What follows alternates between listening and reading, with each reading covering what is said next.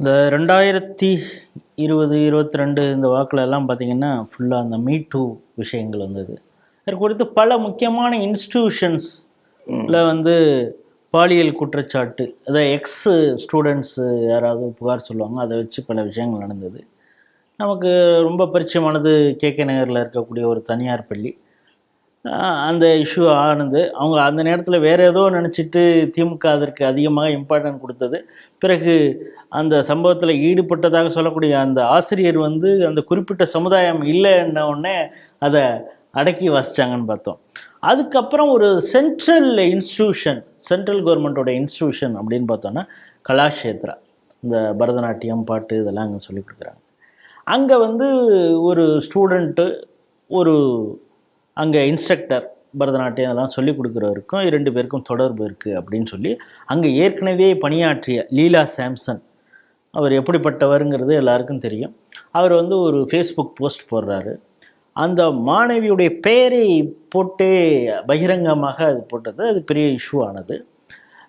பிறகு அங்கே இருக்கிறவங்க அந்த இன்ஸ்டியூஷனை வந்து கபலீகரம் பண்ணணும்னு நினச்சிக்கிட்டு இருக்கிறவங்க பல பேர் வந்து இதே போன்ற குற்றச்சாட்டுகள் சொல்லி அதுக்கு 2-3 பேர் அரெஸ்ட் ஆனாங்க. அவங்க மேலே பெயில், அதுக்கு இதெல்லாம் போயிட்டுருக்கு. இப்போ என்னென்னா, அதெல்லாம் அந்த குறிப்பிட்ட அந்த குற்றம் சாட்டப்பட்ட அந்த பெண் வந்து இவங்க லீலா சாம்சனை அவங்க விடலை. அவங்க மீது வந்து மான நஷ்ட வழக்கு போட்டு, நீங்கள் எப்படி என் பேரை வந்து பொதுவெளியில் அப்படி பயன்படுத்தி சொல்லலாம் அப்படின்னதும் அது தொடர்ச்சியாக கேஸ் நடந்து இப்பொழுது சமீபத்தில் என்ன அந்த கோர்ட் சொல்லியிருக்குன்னா 8 லட்சம் ரூபாய் அவங்களுக்கு அபராதமும், நீங்கள் மன்னிப்பு, பகிரங்கமாக மன்னிப்பு கேட்டு நான் தவறாக இந்த பதிவு போட்டுட்டேன் அப்படின்னு சொல்லி நீங்கள் அதே போல் ஃபேஸ்புக்கில் பதிவு போடணும்னு கோர்ட்டு சொன்ன உடனே அப்பாலஜி கேட்டு இப்பொழுது கேரக்டர் அசாசினேஷன்லாம் முடிஞ்சிச்சு. இப்பொழுது கோர்ட்டு சொன்னதுனால வேறு வழி இல்லாமல் இப்போ போஸ்ட் போட்டிருக்காரு. இது இந்தியன் எக்ஸ்பிரஸில் மட்டும் இந்த செய்தி வந்திருக்கு, வேறு எதுலேயும் வந்தது மாதிரி எனக்கு தெரியல. நம்ம கண்ணில் பட்டதுனால இந்த செய்தி இன்றைக்கி எடுத்திருக்கோம். வேறு எந்த ஊடகமும் இதை விவாதிக்காது. ஆனால் இந்த இஷ்யூ பூதாகரமாகும் பொழுது எல்லாரும் பேசுனாங்க. ஆனால் இப்பொழுது அந்த அந்த மைய யார் அந்த பிரச்சனையை கிளப்புறாங்களோ அவங்களுக்கு மீதே தண்டனை கொடுத்துருக்காங்க. அதை பற்றி யாரும் பேசுவாங்களான்னு தெரியல. ஆனால் நம்ம இன்னைக்கு பேசுகிறோம். நீங்கள் சொன்னது சரிதான். கலாக்ஷேத்ரா என்ற அந்த பேரை பார்த்தீங்கன்னாவே வந்து கலைக்கான ஒரு கோயில், மத்திய அரசுடைய கலாச்சாரத்துறையின் கீழ் வரக்கூடிய ஒரு நிறுவனம், கலைக்காகவே உள்ள ஒரு பெரிய அமைப்பு.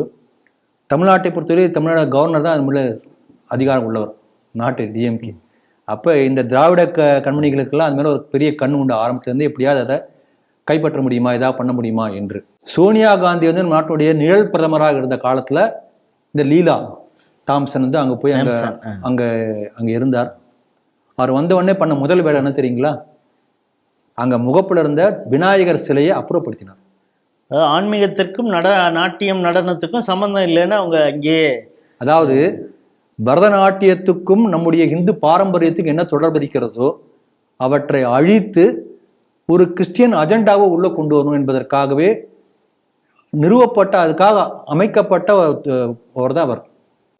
இது தொடர்ந்து கிறிஸ்துவ நிறுவனங்கள் பண்ணிட்டு இருக்கு. இதுக்கு வந்து என்ன சொல்றாங்கன்னா இன்கல்ச்சுரேஷன், அதாவது ஹிந்துக்களை போலவே இருந்து கொஞ்சம் கொஞ்சமாக வந்து அதை அரிச்சு அதை மாற்றணும், கலாச்சார ஒரு பிறழ்ச்சி ஏற்படுத்தணும். இது தொடர்ந்து செய்து கொண்டிருக்கிறாங்க. உதாரணமாக பார்த்தீங்கன்னா இப்போ சர்ச்சில் எல்லாம் பார்த்தீங்கன்னா சில இடங்களில் வந்து தேர் இழுப்பாங்க, உள்ளே வந்து மேரி மாற்ற, அதான் பார்க்கறதுக்கு இந்து போல இருக்கணும், கொஞ்சமாக அவன் மனசை மாற்றணும். விளக்கேற்றுற வைபவங்கள்லாம் அவங்களே நடத்துகிறாங்க. ஆனால் மேலே பார்த்தீங்கன்னா சிலுவை.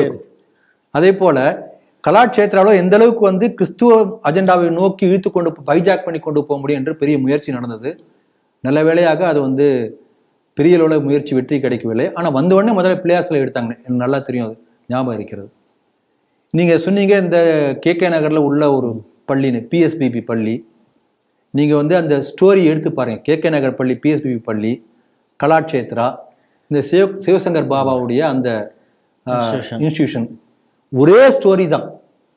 முன்னாள் மாணவ மாணவிகள், அது பல ஆண்டுகளுக்கு முன்னாடி, பல ஆண்டுகள் சுமார் திடீர்னு வந்து அவங்க இந்த ஸ்டோரி வரும். அப்போ இந்த ஸ்டோரி ஏன் அப்போ வருதுன்னு பார்த்தோம்னா அப்போ டிஎம்கே ஆட்சி வந்திருக்கும். எல்லாம் லிங்க் பண்ணி பார்த்து ஒரே ஸ்டோரி தான், வெவ்வேறு கேரக்டர் தான் மாறி இருக்கும். அப்போ ஹிந்து அமைப்புகள் மூலம் ஹிந்து கலாச்சாரத்தை காக்கக்கூடிய அமைப்புகள் மீது ஒரு பெரிய ஒரு வார், அப்படிப்பட்ட போராட்டத்தில் இது நடந்திருக்கு. நீங்கள் அழகாக ஒரு கேள்வி கேட்டீங்க. இதை பற்றிய இந்த பிரச்சனை வந்த போது எல்லா ஊடகங்களும் அப்படியே பெரிய 24/7 பல வார கணக்குல பெரிய பெரிய விவாதம் நடத்தினாங்க. அதுலேயே ரொம்ப செலக்டிவாக இருந்தாங்க. இப்போ வைரமுத்து மீது ஒரு 17 பேர் குற்றச்சாட்டு சொன்னாங்க, அதை பற்றி யாருமே பேசலை. அதே மீட்டு, அதே பாலியல் சம்மந்தமானது. ஆனால் அவங்க செலக்டிவாக எந்தெந்த இன்ஸ்டிடியூஷன் பற்றி பேசுறதுன்னு ஒரு அஜெண்டாவோட பேசு. எனக்கு ஞாபகம் இருக்கிறது, இந்த நக்கீரன் வார இதழில் கலாட்சேத்திரமா காமட்சேத்திரமா என்று பெரிய ஒரு அட்டைப்படம் போட்டு அவ்வளோ கேவலமாக எழுதியிருந்தாங்க. இப்போ அவர் அதே நக்கீரன் இப்போ எழுதுவாரா? நீங்கள் அதான் கேட்குறேன். இப்போ நான் சாரி இந்த மாதிரி தவறான தகவல் வந்திருக்கிறது, இப்போ வந்து உண்மை ஜெயித்திருக்கிறது என்று அவர் சொல்லி எழுதுவாரா? போலீஸ் ஜோடனை பண்ணி பல மாணவிகள் வந்து விசாரணை கழித்து எல்லா மாணவிகளும் சொல்லிட்டாங்க, எந்த குற்றச்சாட்டும் இல்லை. அப்போ இவங்களால ப்ரூவ் பண்ணவே முடியல. இப்போ பாருங்க, அந்த ஹரி என்கின்ற ஆசிரியர் வந்து அவர் தான் ஹரிபத்மன். இப்போ அவர் கோர்ட்ல போய் இப்போதான் ஜாமீன்ல வந்திருக்காரு. அவர் மேல் வழக்கு, மன உளைச்சல், இதுக்கெல்லாம் என்ன பண்ண போறாங்க? இல்லை, ஒரு தைரியமான இது. ஈவன் அவங்க வந்து ஒரு இஸ்லாமிய பெண்கிறதுனால அதை நாம் சுட்டி காட்டும். அந்த பத்திரிக்கையை என்ன சொல்றதுக்குன்னா, அவங்களுடைய கன்சர்னோட அவங்களுடைய பேரை போடுறோம். ஆத்தினா சித்திக் அப்படிங்கிற மாணவியின் மீது அவங்க இப்போ டியூட்டராக இருக்காங்க அங்கே இன்ஸ்டிடியூஷன்ல. என் பேரை வேணாலும் அப்படியே போடுங்க அப்படின்னு சொல்லுங்க. அவங்களும் பத்மனையும் இணைத்து தான் இந்த அம்மா போட்டது. அவங்க தைரியமாக இந்த கேஸை ஃபைல் பண்ணி டெஃபமேஷன் கேஸ் போட்டு இப்பொழுது தீர்ப்பு வாங்கியிருக்காங்கிறப்ப அவங்களுடைய தைரியத்தை நம்ம பாராட்டணும், நிச்சயம் பாராட்டணும். அதே போல் 8 லட்சங்கிறது ரொம்ப குறைவான தொகை. இது ரொம்ப ஒரு சும்மா மென்மையான ஒரு தண்டனை போல தெரிகிறது. அவங்களுக்கு அதுக்கே யாராவது மிஷினரி ஸ்பான்சர் இருக்கலாம். அதனால இன்னும் கொஞ்சம் கடுமையான தண்டனை கொடுக்கப்பட்டிருக்க வேண்டும் என்பது என்னுடைய கருத்து. எப்படியும் வந்து உண்மை வெளிவந்திருக்கிறது, அது வரைக்கும் பாராட்டுக்கள். நம்முடைய ஊடகங்களுடைய போலியான ஒரு நீங்கள் சொல்லக்கூடிய செலக்டிவ் அப்ரோச் இந்த செய்தி மூலம் வெளிப்படுகிறது. எனக்கு தெரிஞ்சு இந்தியன் எக்ஸ்பிரஸ் தவிர வேற எந்த பத்திரிகையும் வந்த மாதிரி தெரியல, வர வாய்ப்பு இல்லை. ஏன்னா உண்மையை சொல்ல மாட்டாங்க. ஏன்னா அந்த ஜெயேந்திர சரஸ்வதி சுவாமிகள் கைது செய்யப்பட்ட போது அதை பற்றி ஒரு குறிப்பு ஏற்கனவே நான் சொல்லியிருக்கேன்.